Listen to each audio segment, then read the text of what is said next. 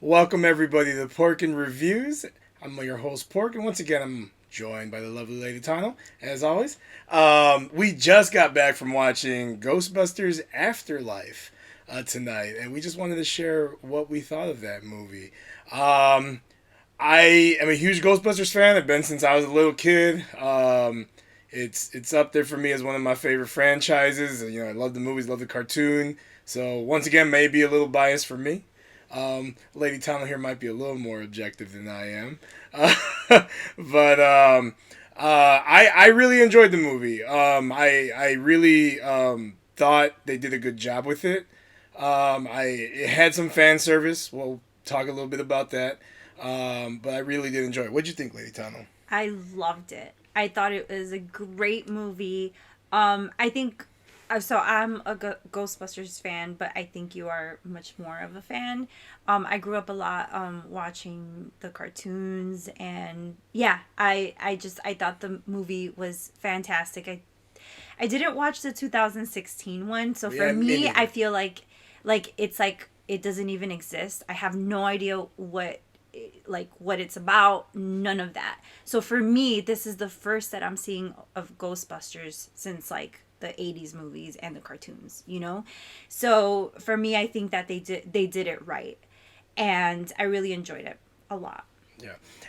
So as a fan, I agree with that. I feel they did it right. When they It wrote checked this off a movie, lot of marks for they me. clearly A wrote this lot. movie with a mindset of being uh of just taking into account the original franchise. From my understanding, I don't know if the 2016 movie was tied into anything from the previous movies. I'm not sure. I haven't seen it either. It really wasn't looking like my thing. The movie looked terrible. This movie here really got you in like the member berries. Totally.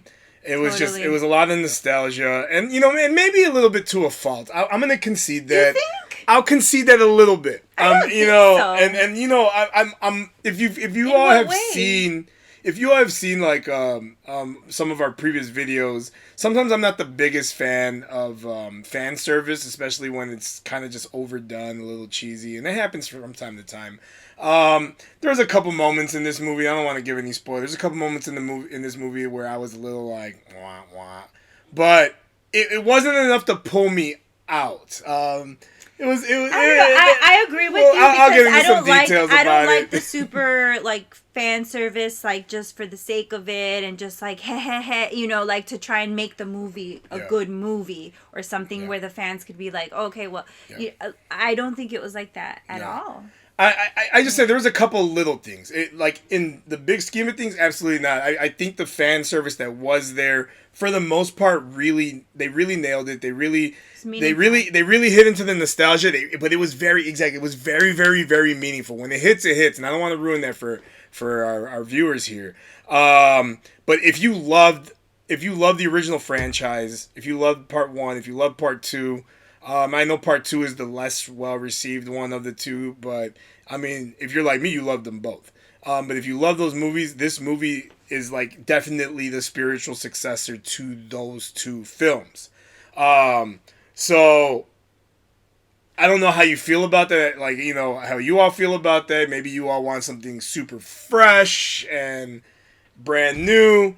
Clearly, they tried that in 2016 and it didn't go anywhere. I have no idea what that movie was Because I can about. imagine that people that really went to go see that movie were more likely people like me.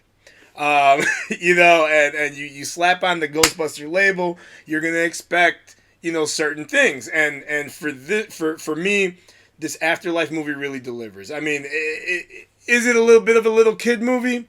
I wouldn't call it necessarily a little kid movie. It's definitely like a middle school age, like maybe like 13. It's definitely a So 13 plus. yeah, so I agree. So a couple things. So kind of going back to the 2016, again, I may be completely wrong, and I'm just saying this, and I may be wrong because I didn't watch the movie, but I remember watching the trailers, and I remember thinking how extremely goofy it was, but not in a good way. It was like Yeah. too like slapstick and too just, and this movie wasn't, I mean, it had its moments and it had its jokes and stuff, but I thought that it was good. Yeah. It almost looked more serious than the trailer that I watched for the 2016, where everything was so overdone and like super bombastic and just like, ha, look at us type of deal. Again, I may be wrong because I didn't actually watch the movie. I'm basing off of the trailers that I watched. So that's trailers and fan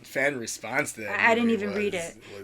The second thing I was gonna say, movie. So a little bit of a critique is that I thought that it moved a little bit on the slower side the first half of the movie, and so I felt a little bit like, okay, get to the point here, you know. And I mean, it wasn't a big deal. It didn't take away from the movie. It was a great movie. I loved it. But I did feel like it was a little slow at the beginning. I just want to just kind of piggyback off of that and talk about some technical stuff, right? I agree. There were some pacing issues in the beginning, but it depends on what you're looking for in the movie. This movie took its time to set things up. So we did spend time with the characters. This isn't a movie that's going to be rushing from one big set action piece to another big action set piece. It doesn't do that. It really is a kind of a slower burn. I mean, it's about 2 hour runtime. And it makes I feel like it makes pretty good use of that runtime. Just the beginning the beginning is a little slowed down. Where you might want a big like action sequence, like maybe in the beginning to set things off, and I don't think that really ever happens until like kind of the middle, maybe kind of towards like the end of the second act into the third, where it really takes off with the action. But if you're down for like character development, which I am all about because I like this whole creating the world and getting me invested in these characters, I feel that the movie excelled with that. I am too, and I think that it's important because there were new characters, right, that you don't know, and so I like character development. I still thought that it was a little slow. Yeah. Did it detract from the movie for me? No. I mean, the setup, like I said, a little bit slower. I'll concede that. But at the end, I enjoyed this movie. We saw it in Dolby Cinema, so the picture was amazing.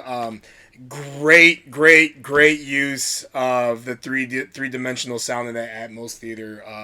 The use of the overhead speakers. If you guys care about that, it really was a great experience. It really does have a lot of that immersive feel. Special effects were great. I'm gonna rate it. Out of 4 stars, I'm gonna give it a solid 3. I give it a solid 3 stars.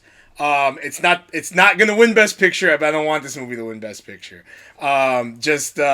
It was a great movie. It was really good. I saw it with like 25 of my family members. That's how important the franchise is for us. And it was a great time at the movies for us as a family. A lot of old nostalgic memories back. So there is 2 end credit scenes. So stick around to that through the end credits. Yes, very important. Anything else you need to add?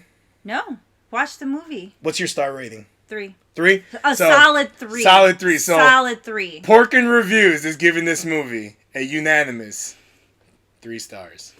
Right? Well, that's all we have for you folks tonight. I hope you like this video. If you do like it, please like, subscribe, share it. Let us know if you watch this movie, what you all think of it. Let me know if you disagree with me. I'd love to hear about it because I'd love to talk about this type of stuff. We'll talk to you all soon. And as always, God bless.